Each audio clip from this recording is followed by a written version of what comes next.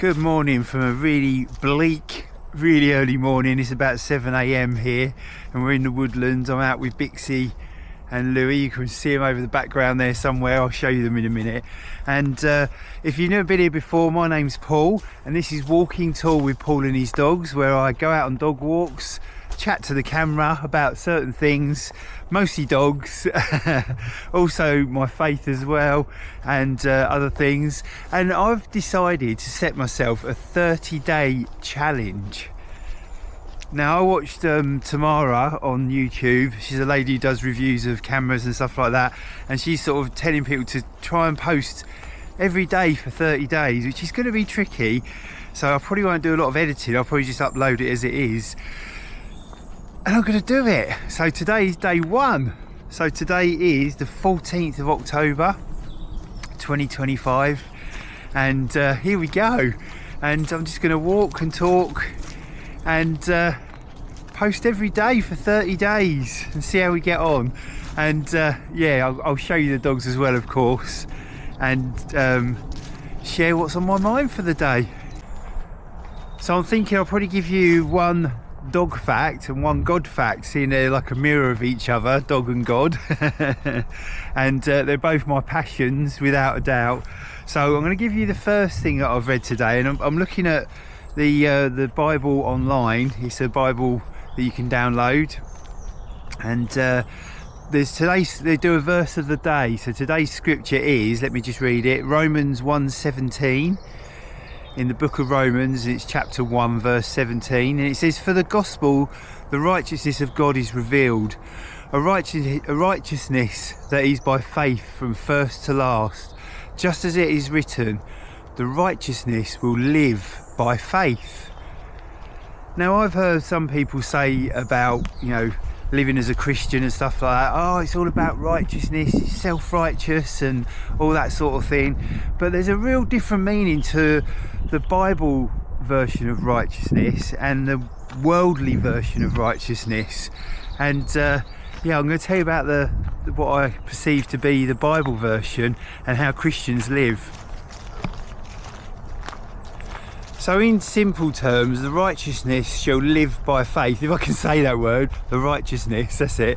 The righteousness shall live by faith means this: those who are right with God, that's the righteous. If you're right with God, in the right place with him, love him, fear him, live by his word, the righteousness, don't live by trying to be perfect or by following every rule.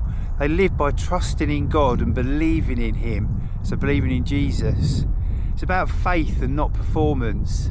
So there's a real difference between faith and how the world sees how we run on performance in the world, whether it be the workplace, sport, or just our daily lives.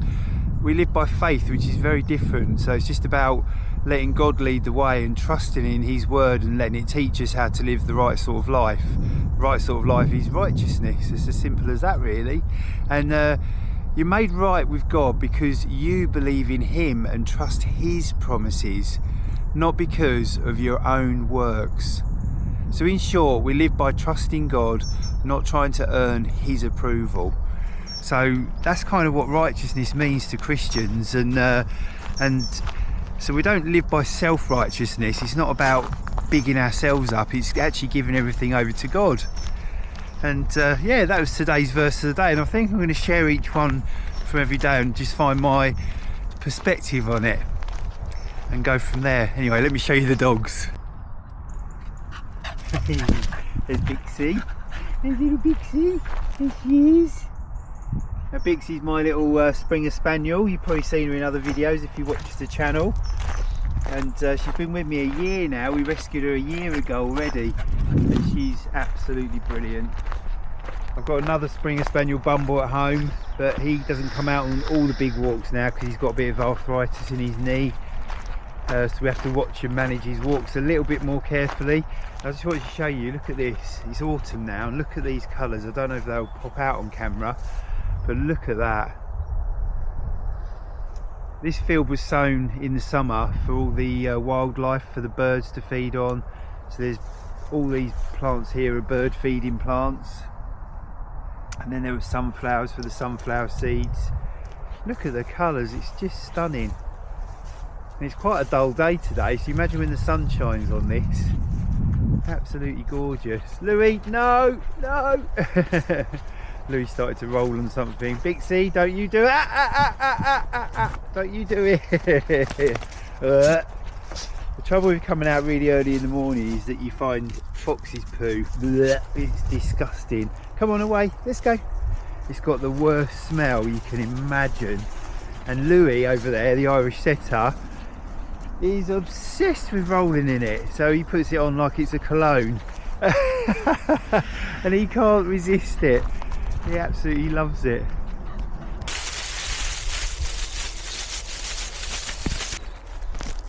So the second reason that they might do it is to when a dog travelled around in a pack or a wolf pack in the old days, they would move into other animals' territory. So there might be two packs in an area and they would move into another area. So by masking themselves, they would also sort of cover their own scent from that as well. So there's a real reason behind why dogs roll in the disgusting stuff. And to us humans, we just think, oh no, I've got a bath and when I get home now, and do all those sort of things. But to a dog, it's a natural instinct to do it. And also I think they just love it, don't they? Let's be honest. They get on their backs, their legs are flailing around. They're like, oh. And it always reminds me of Mowgli in the, is it Mowgli? Yeah, Baloo the bear in Jungle Book, when he's up against a tree and he's singing the bare necessities. And when you see a dog rolling in something, it's like the same sort of thing. It's those bare necessities that they love and brings their life alive, which is really funny, isn't it? But not to us. So I hope you're going to enjoy our little journey over the next 30 days. I didn't want to start it on the 1st of a month or anything like that, because I always think you set yourself up for failure when you do that. It's better just to think of it and do it and go for it. And anyone who's thinking about starting a YouTube channel as well, just pick up your phone. I mean, I use an Insta360 Go 3S camera, which I love because you've got the little bit that comes off and you can use that in water. You can put it anywhere really. You can have it on your chest as a cam like that. And I'll do all those sorts of things over the next 30 days with this camera. But you can literally use your phone. Most of the shorts I do on here are all done on my phone over a walk or something like that. And yeah, literally you can do anything. So pick up your camera and go for it, because everyone's got something to say. And if you haven't, you've got a fantastic diary of your life, which I think is beautiful for younger family members to look back on you and know you, and it leaves a memory in the world, doesn't it, of us. So I encourage everyone to get on YouTube and make a little channel. Really, it's a fun thing to do. And some of us think, oh, I've got nothing to say, but actually you've only got to look at the news of the day or what's happening in your life for the day, and it might be one little story that you share which helps someone else who watches you or stumbles across you on their feed, and it could make a difference, couldn't it? So yeah, do it. I encourage you to do it. I'm just going to show you the dogs and we'll cut today's one off.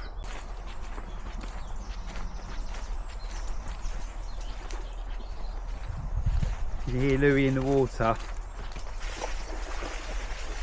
Louis an Irish setter, and they don't really, he didn't ever used to go in the water, and then when he discovered it, oh my life, he absolutely loved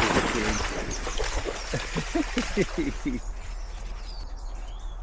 And he's met his mates now. Look, he's these little mates who come over every day. We see these mostly at the end of the walk. Hello, hello, how are you? Hi. Hello guys. Hello guys, you alright? How you doing? Oh yeah, they can't resist it, can they? So it's nice, like I was saying, it's nice to actually bump into people you know and have a little chat. And those two Labradors, they see us at least 3 or 4 times a week, and they come over and say hello to Louis and Bixie and me as well. It's really lovely, and we have a little chat and then off we go again.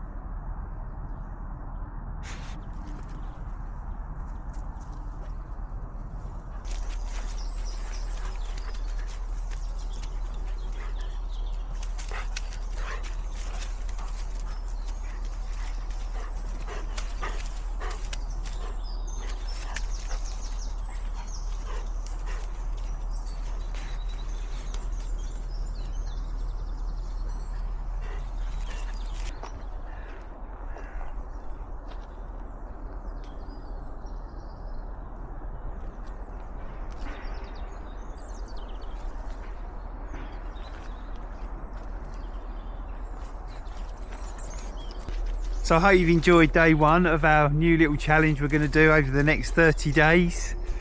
Whew, it's going to be a push, I think, but we'll do it. And thank you so much for watching. Like and subscribe if you want to, so you can follow all of these next 30 days. And I've got loads of shorts and videos on here from previous times as well, so there's lots to watch. And thank you so much for being here, and see you on the next one. See you tomorrow. Take care.